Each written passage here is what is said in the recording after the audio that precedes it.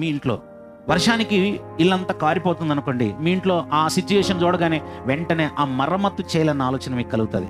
ఇంటికి గడియ ఊడిపోయింది అనుకోండి, గడియ పెట్టుకోవడానికి రావట్లేదండి, ఏంటి తాళం వేసుకోవడానికి అవ్వదండి, అయితే వెంటనే రిపేర్ చేయాలండి. వెంటనే కొన్ని వెంటనే చేయాల్సి ఉంటుంది. అందుకే మనం వెంటనే చేసుకుంటాం. అంటే మన పనులు కాబట్టి అవసరమైతే ఒక పూట భోజనం మానేసైనా మన ఇంటి పనులు చేసుకుంటుంటాం. మన లగ్జరీ లైఫ్ని మనం కోరుకుంటాం. కానీ దేవుని సన్నిధిలో ఉంటే ఏముందిలేండి, మనకి ఎందుకులేండి, ఎవరో చూసుకుంటారు. ఎవరు బాబు చూసుకుంటారు? నువ్వేం చేస్తావు మరి? నువ్వు ఏ పని మీద వచ్చావు భూమి మీదకి? అసలు ఎవరో వచ్చి మనకు చెప్పడం ఏంటండి దేవుని పని చేయమని? ఆయన పనిని నా పనిగా నువ్వు భావించట్లేదు. నా పని అని ఎప్పుడు భావిస్తావు?